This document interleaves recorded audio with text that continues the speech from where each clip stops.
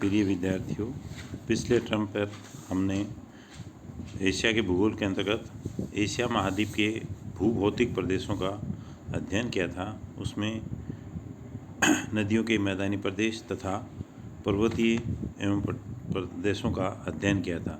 अब तीसरा जो विभाजन आता है भूभौतिक प्रदेशों में, वो आता है दक्षिण के प्रायद्वीपीय पठारी प्रदेश। ये पठारी प्रदेश किसे कहा जाता है? ऐसे भाग जो धरातल से ऊपर उठे हुए हों और उनका धरातल है वो अपेक्षाकृत समतल पाया जाता हो, उसे हम पठारी प्रदेश कहते हैं। दूसरी इसकी जो प्रमुख विशेषता पाई जाती है वो आते हैं प्रायद्वीपीय। ये तीन ओर से जल से घिरे हुए द्वीपीय क्षेत्र पाए जाते हैं या महाद्वीपीय भाग पाए जाते हैं। इस कारण से इसे प्रायद्वीपीय पठारी प्रदेश कहा जाता है। दक्षिण में ये एशिया महाद्वीप के सुदूर दक्षिण में पश्चिम से लेकर के पूर्व की ओर फैले हुए तीन टुकड़ों के रूप में इनका विस्तार पाया जाता है, इसलिए इसे दक्षिण के प्रायद्वीपीय पठारी प्रदेशों के नाम से जाना जाता है। ये पठारी प्रदेश धरातल की प्राचीन काल की जो चट्टानें पाई जाती हैं, गोंडवाना शील्ड की जो चट्टानें पाई जाती हैं, जिनका निर्माण मुख्य रूप से परतदार चट्टानों के रूप में और आग्नेय चट्टानों के रूप में पाया जाता है। तो इसके साथ साथ इसमें कुछ स्थानों पर विभिन्न प्रकार के स्थल रूपों के रूप में पर्वतीय और पठारी क्षेत्र भी पाए जाते हैं या ऊंचे और अवशिष्ट पहाड़ियों के क्षेत्र भी पाए जाते हैं, जिनकी औसत ऊंचाई है अलग अलग क्षेत्रों में अलग अलग पाई जाती है। तो उनके भी अवशिष्ट भाग हैं जो अत्यधिक मात्रा में अपर्दित हो चुकी पहाड़ियों के क्षेत्र भी पाए जाते हैं। इसमें तीन मुख्य पठारी प्रदेश निम्न प्रकार से पाए जाते हैं। पहला आता है अरब का प्रायद्वीपीय पठारी प्रदेश। इस पठारी प्रदेश का विस्तार पश्चिमी एशिया के सऊदी अरब, अदन, ओमान और कुवैत और उसके आसपास के जो क्षेत्र पाए जाते हैं, ये उसे कहा जाता है। ये पश्चिम में इसके लाल सागर, दक्षिण में हिंद महासागर तथा पूर्व में फारस की खाड़ी से ये घिरा हुआ प्रदेश पाया जाता है। लगभग इसकी औसत ऊंचाई 2000 मीटर तक पाई जाती है। इसका विस्तार क्षेत्र है वो अदन, ओमान के जो क्षेत्र पाए जाते हैं, उत्तर में अनातोलिया के और दजला फरात के मैदानी प्रदेशों तक, दजला और फरात नदियों के मैदानी प्रदेशों तक पाया जाता है। ये अत्यधिक मात्रा में ऊबड़ खाबड़ क्षेत्र पाया जाता है। इसमें प्राचीन काल की ग्रेनाइट, नीस, आग्नेय और परतदार आग्नेय चट्टानों के जमाव पाए जाते हैं। ऊपरी क्षेत्रों के अंतर्गत कुछ स्थानों पर बालूका स्तूपों के रूप में परतदार बालूका स्तूपों के क्षेत्र भी पाए जाते हैं। इस क्षेत्र में अत्यधिक मात्रा में शुष्क प्रदेशों में बहने वाली हवाओं के कारण अत्यधिक मात्रा में कठोर चट्टानों से बनी हुई स्थलाकृतियाँ भी अत्यधिक मात्रा में पाई जाती हैं। इस क्षेत्र को अरब का शुष्क मरुस्थलीय प्रदेश भी कहा जाता है। इसमें जैसे सीप पाया जाता है, यारदंग है, जूजेन है, वो आपने पढ़ा होगा पार्ट फर्स्ट में। इस प्रकार की स्थलाकृतियाँ हैं अत्यधिक मात्रा में पाई जाती हैं। ये प्रदेश है अत्यधिक मात्रा में निर्जन क्षेत्र पाया जाता है, लेकिन अब वर्तमान में यहाँ पर पेट्रोलियम पदार्थों के और प्राकृतिक गैस के भंडार पाए जाने के कारण इस क्षेत्र में अत्यधिक मात्रा में उन्नति भी या विकास भी हुआ है। दूसरा जो प्रमुख जो पठारी प्रदेश पाया जाता है वो आता है भारत का प्रायद्वीपीय पठारी प्रदेश। ये अरब सागर, हिंद महासागर तथा बंगाल की खाड़ी से घिरा हुआ भारत का उपमहाद्वीपीय क्षेत्र भी से कहा जाता है। उपमहाद्वीपीय क्षेत्र क्यों कहा जाता है कि एशिया महाद्वीप के जो दक्षिण क्षेत्र में जो भारत पाया जाता है, इसको उपमहाद्वीप भी कहा जाता है, क्योंकि इसमें एक महाद्वीप में पाई जाने वाली सभी प्रकार की विशेषताएं जो पाई जाती हैं वो भारत में पाई जाती हैं। तो भारत का जो उपमहाद्वीप का जो क्षेत्र पाया जाता है, ये प्रायद्वीपीय क्षेत्र पाया जाता है। ये भी प्राचीन काल की गोंडवाना काल की चट्टानों से बना हुआ पाया जाता है। इसकी औसत ऊंचाई लगभग 1400 मीटर के आसपास पाई जाती है और पश्चिम से पूर्व तक इसके विस्तार पाए जाते हैं तथा दक्षिण में ये नुकीले और सकड़े भाग के रूप में विस्तार पाया जाता है। इसका आकार भी त्रिभुजाकार रूप में पाया जाता है। इसके जो क्षेत्र पाए जाते हैं, इसके उत्तर में राजस्थान में फैली हुई अरावलिया की पहाड़ियाँ, मालवा का जो पठार क्षेत्र, विंध्याचल और सतपुड़ा की जो पहाड़ियाँ पाई जाती हैं, उसके अलावा जो पश्चिमी तट के जो क्षेत्र पाए जाते हैं उनमें पाए जाने वाले सह्याद्रीज की पहाड़ियाँ और गोवा और उसके आसपास की और कर्नाटक की जो पहाड़ियाँ पाई जाती हैं, दक्षिण में अन्नामलाई और इलायची की जो पहाड़ियाँ पाई जाती हैं वह इसके प्रमुख पूर्वी क्षेत्र के ऊंचे धरातल वाले क्षेत्र पाए जाते हैं। इन क्षेत्रों से विभिन्न प्रकार की नदियाँ निकलती हैं जो कुछ मात्रा में जो एस्चुरी बनाती हैं, जो पूर्व से पश्चिम की ओर या पश्चिमी घाट के सारे प्रवाहित होती हैं। दूसरी ओर जो पश्चिम से पूर्व की ओर बहने वाली जो नदियां पाई जाती हैं वो अत्यधिक मात्रा में डेल्टा एवं नदियों के मैदानी प्रदेश का भी या पुरातन काल की जलोढ़ मिट्टियों के निक्षेप से बने हुए मैदानी प्रदेशों का भी निर्माण करती हैं। जैसे उत्तर में गोदावरी, कृष्णा, कावेरी के जो मैदानी प्रदेश पाए जाते हैं उसको इस श्रेणी में रखा जाता है। इसके साथ साथ इस प्रदेश के जो पूर्वी क्षेत्र पाए जाते हैं उसमें आंध्र प्रदेश, उसके आसपास की जो गोलकुंडा की जो पहाड़ियाँ पाई जाती हैं, महेंद्रगिरी की जो पहाड़ियाँ पाई जाती हैं तथा कुछ मात्रा में तमिलनाडु के जो क्षेत्र पाए जाते हैं उसमें भी एवं मध्य जो पठारी प्रदेश पाया जाता है उसमें भी ऊंचे स्थानों पर कुछ अवशिष्ट पदार्थ पहाड़ियों के रूप में या अत्यधिक मात्रा में अपक्षित जो पहाड़ियाँ हैं इस क्षेत्र के अंतर्गत पाई जाती हैं। जैसे बेंगलोर उसके आसपास के जो क्षेत्र पाए जाते हैं, कर्नाटक का जो पठारी प्रदेश पाया जाता है उसके अंतर्गत इस प्रकार की स्थलाकृतियाँ हैं पाई जाती हैं। ये क्षेत्र उत्तर में चौड़ा तथा दक्षिण की ओर सकड़ा पाया जाता है। इसका आकार भी त्रिभुजाकार रूप में ही पाया जाता है।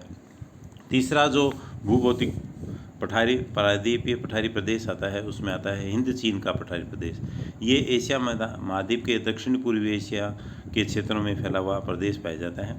ये भी प्रशांत महासागर तथा हिंद महासागर से घिरा हुआ क्षेत्र पाया जाता है। इसमें मुख्य रूप से कंबोडिया, लाओस, वियतनाम के जो क्षेत्र हैं वो पाए जाते हैं। इसमें कुछ स्थानों पर ऊंचे पठारी प्रदेश भी पाए जाते हैं, जैसे क्यूचाऊ और यूनान का पठारी प्रदेश है, उसकी इस प्रदेश की औसत ऊंचाई लगभग 1200 मीटर पाए जाते हैं। ये अत्यधिक मात्रा में कटा फटा और अपरदित पठारी प्रदेश पाया जाता है। इस क्षेत्र में वियतनाम की जो पहाड़ियाँ पाई जाती हैं, कंबोडिया की जो पहाड़ियाँ भी पाई जाती हैं, ये भी अत्यधिक मात्रा में कठोर आग्नेय चट्टानों से, नीच, क्वार्टजाइट और कायंत्रित चट्टानों से बना हुआ प्रदेश पाया जाता है, जिसमें अत्यधिक मात्रा में अपक्षय का जो प्रभाव है वो दिखाई देता है। उसमें कुछ क्षेत्रों के अंतर्गत छोटी छोटी नदियाँ भी प्रवाहित होती हैं। इसके बाद में जो नेक्स्ट जो क्लासिफिकेशन आता है उसमें आता है उत्तर के निम्न भूमि के प्रदेश। ये एशिया महाद्वीप की एक विशिष्ट स्थलाकृति का जो क्षेत्र पाया जाता है। ये वर्तमान समय के जो सोवियत रूस के विभाजित सोवियत रूस के जो साइबेरिया के जो क्षेत्र पाए जाते हैं उस क्षेत्र में फैला हुआ प्रदेश पाया जाता है। ये पश्चिम में यूराल पर्वत से लेकर के पूर्व में कच्चमचट का जो प्रायद्वीप क्षेत्र पाया जाता है, वर्खोयानस की जो पहाड़ियाँ पाई जाती हैं उन तक फैला हुआ प्रदेश पाया जाता है। दक्षिण में इसका विस्तार मध्य एशिया के जो क्षेत्र पाए जाते हैं, कजाकिस्तान, उज्बेकिस्तान के जो क्षेत्र पाए जाते हैं और मंगोलिया के जो क्षेत्र पाए जाते हैं उन तक शीतोष्ण कटिबंधीय मरुस्थलीय प्रदेशों तक पाया जाता है। इस प्रदेश का आकार भी त्रिभुजाकार पाया जाता है। उत्तर के जो क्षेत्र पाए जाते हैं उत्तर की ओर इसकी ऊंचाई कम होती चली जाती है तथा दक्षिण की ओर थोड़े ऊंचे उठे हुए प्रदेश पाए जाते हैं। उत्तर में ये आर्कटिक महासागर से घिरा हुआ पाया जाता है। इसमें मुख्य रूप से ओब, येनिसी, लीना नदियां हैं, ये प्रवाहित होती हैं। इसका ढाल है उत्तर की ओर जाने से धीरे धीरे मंद हो जाता है और शीतकाल के अंतर्गत इसके जो क्षेत्र पाए जाते हैं या नदियों के जो मुहानों के क्षेत्र पाए जाते हैं उसमें परमाफ्रॉस्ट की क्रियाओं के कारण दलदल का निर्माण हो जाता है। इस कारण से ये जो प्रदेश है वो अत्यधिक मात्रा में शीतकाल के अंतर्गत या तापमान की कमी के कारण ये बर्फ़ के रूप में भी जम जाता है। इस क्षेत्र में अत्यधिक मात्रा में जल प्रवाह होता है वह रुक जाता है और वहाँ पर आगे की जो नदियाँ पाई जाती हैं या नदियों का मुहाना जो आर्कटिक सागर के जो क्षेत्र पाए जाते हैं वहाँ पर बर्फ़ जमने से रुक जाता है और वहाँ पर जो पानी होता है वह उन जंगलों में या साइबेरिया के जो जंगली क्षेत्र पाए जाते हैं या वनस्पतियों के जो क्षेत्र पाए जाते हैं उनमें फैल जाता है। तो अनेक स्थानों पर ओवियनिसी और लेना नदियों के जो क्षेत्र पाए जाते हैं उनमें दलदल का भी निर्माण हो जाता है। इसके दक्षिणी जो क्षेत्र पाए जाते हैं वहाँ पर स्टेपीज घास के शुष्क शीतोष्ण कटिबंधीय छोटी और नरम घास के मैदानी प्रदेश भी पाए जाते हैं। इस प्रदेश को भी हम 3 भागों में विभाजित करते हैं। पहला आता है पश्चिमी साइबेरिया प्रदेश, दूसरा आता है मध्य साइबेरिया प्रदेश और तीसरा आता है तुर्किस्तान के मैदानी प्रदेश, कजाकिस्तान, उज़्बेकिस्तान और कैस्पियन सागर तथा काला सागर के पूर्व से लेकर के जो मंगोलिया के जो मरुस्थलीय प्रदेश पाए जाते हैं या उत्तरी चीन के जो क्षेत्र के जो पठारी प्रदेश पर्वतीय प्रदेश पाए जाते हैं उन क्षेत्रों तक फैला हुआ जो प्रदेश पाया जाता है उसे तुर्किस्तान का मैदानी प्रदेश भी कहा जाता है। ये भी एक अंतः प्रवाही मैदानी प्रदेश पाया जाता है। आसपास की जो नदियां हैं या पानी प्रवाहित होकर आकर के अरल सागर में और उसके जो छोटे छोटे झील के प्रदेश पाए जाते हैं उन प्रदेशों में जमा हो जाता है। पश्चिमी साइबेरिया का जो प्रदेश पाया जाता है उसका विस्तार मुख्य रूप से यूराल पर्वत से लेकर के येनिसी नदी तक पाया जाता है। इसके बाद में येनिसी से लीना नदियों के जो क्षेत्र पाए जाते हैं उसे मध्य साइबेरिया का प्रदेश कहा जाता है। इसकी औसत ऊंचाई है लगभग 100 मीटर से लेकर के 300 मीटर तक पाई जाती है। कुछ स्थानों पर ऊंचे धरातलीय क्षेत्र या पठारी क्षेत्र, छोटे छोटे पठारी क्षेत्र भी पाए जाते हैं, लेकिन अधिकांशतः टेगा जलवायु वाले प्राकृतिक वनस्पतियां और दलदल और के प्रदेश ही इस क्षेत्रों के अंतर्गत पाए जाते हैं। इसके बाद में अगला जो विभाजन आता है वो आता है द्वीप समूह के क्षेत्र। एशिया महाद्वीप में अत्यधिक मात्रा में प्राचीन समय के ही एवं नूतन काल तक की जो नूतन काल तक के जो विभिन्न प्रकार के पर्वत निर्माणकारी या जलोढ़क क्रियाओं के जो क्षेत्र पाए जाते हैं, इस कारण से जलोढ़क मिट्टियों के निर्माण के जो क्षेत्र पाए जाते हैं, इस कारण से यहाँ पर अनेक प्रकार के द्वीप समूह के क्षेत्र भी पाए जाते हैं। प्रशांत महासागर के तटीय क्षेत्रों में उत्तर के जो बेरिंग जलसमूह मध्य पाया जाता है उससे लेकर के सुदूर दक्षिण में ऑस्ट्रेलिया महाद्वीप के क्षेत्रों तक विभिन्न प्रकार के द्वीप समूह की माला है पाई जाती है। दूसरा द्वीप समूह का जो एशिया महाद्वीप के जो तटवर्ती क्षेत्र पाए जाते हैं, कंबोडिया, लाओस, वियतनाम के जो क्षेत्र पाए जाते हैं, इसके दक्षिणी क्षेत्र में पहले वे हिंद एशिया के जो क्षेत्र पाए जाते हैं, मलेशिया के जो क्षेत्र पाए जाते हैं, जावा, सुमात्रा, बोर्नियो द्वीप समूह के जो क्षेत्र पाए जाते हैं वह एक द्वीप समूह के रूप में या स्थल सेतु के रूप में भी एशिया महाद्वीप और ऑस्ट्रेलिया महाद्वीप को जोड़ते हैं। इन द्वीपीय समुद्रों के जो क्षेत्रों का जो विस्तार पाया जाता है वह पूर्व से दक्षिण पूर्व तथा पूर्वी भाग की ओर पाए जाते हैं। ये भी एक चाप के आकृति में फैले हुए पाए जाते हैं।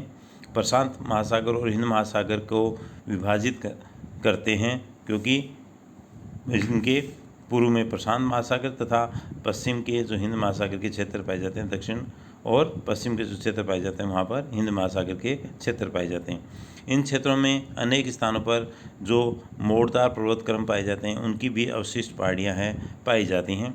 इन द्वीप समूहों की ऊंचाई है वो कुछ द्वीप समूह है जो ज्वालामुखी या पर्वतीय द्वीप समूह पाए जाते हैं उनकी औसत ऊंचाई है 400 से 500 मीटर तक पाई जाती है, लेकिन कुछ जो द्वीप समूह पाए जाते हैं वह 50 मीटर से लेकर के 100 मीटर तक एवं 200 मीटर तक की ऊंचाई वाले भी पाए जाते हैं। जैसे जापान के जो क्षेत्र पाए जाते हैं उसमें होक्काइडो, क्यूराइल और जो शिकोकू और द्वीप समूह पाए जाते हैं उनकी मध्यवर्ती जो पर्वत क्रम पाए जाते हैं वहाँ पर ऊंचाई है अधिक पाई जाती है। लेकिन दक्षिण के जो क्षेत्र पाए जाते हैं जहाँ पर ज्वालामुखी इंडोनेशिया, मलेशिया, इंडोनेशिया के जो क्षेत्र पाए जाते हैं उनके मध्यवर्ती जो क्षेत्र पाए जाते हैं वहाँ पर पठारी प्रदेश पाए जाते हैं और छोटे पर्वत क्रम पाए जाते हैं। इस कारण से उनकी औसत ऊंचाई है मध्यवर्ती क्षेत्रों में अधिक पाई जाती है। इसके अलावा अन्य जो द्वीप समूह पाए जाते हैं उनके तटवर्ती जो क्षेत्र पाए जाते हैं वो काफ़ी निचले क्षेत्र के रूप में भी पाए जाते हैं। तो इस प्रकार से ये जो द्वीप समूह के जो क्षेत्र पाए जाते हैं इसमें अनेक स्थानों पर ज्वालामुखी क्रियाओं से बने हुए पठारी प्रदेश एवं जो सक्रिय ज्वालामुखियों के उद्गार के अवशिष्ट भाग भी यहाँ पर पाए जाते हैं। इस क्षेत्रों में अनेक प्रकार के निर्माणाधीन ज्वालामुखी क्षेत्र भी पाए जाते हैं। इन द्वीप समूह के क्षेत्रों में भी मुख्य रूप से उत्तर की ओर से क्यूराइल द्वीप समूह का क्षेत्र, जापान के होक्काइडो, होन्शु, शिकोकू और क्यूशू द्वीप समूह के क्षेत्र पाए जाते हैं। फिर आता है उसके दक्षिण में चीन के सागर के जो क्षेत्र पाए जाते हैं, वहाँ पर ताइवान, उसके दक्षिण में लुजोन, मिंडनाओ जो द्वीप समूह के क्षेत्र पाए जाते हैं, समार पाया जाता है, उसके दक्षिण में जैग्रोस पाया जाता है।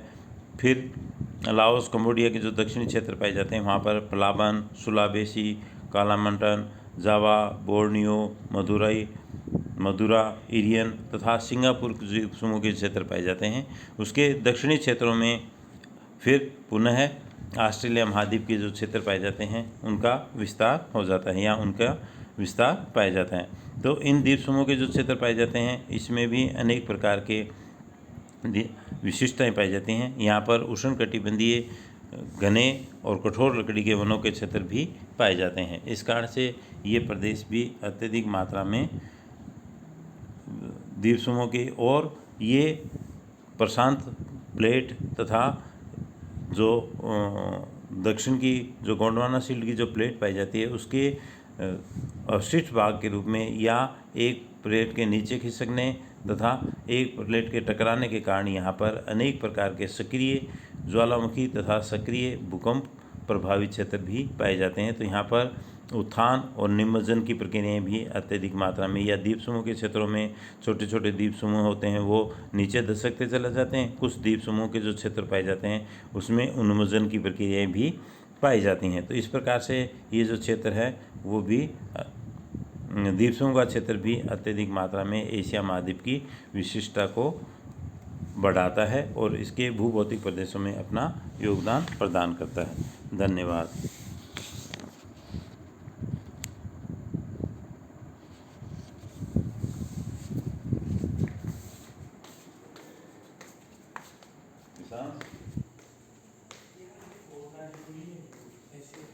बंद कर दें।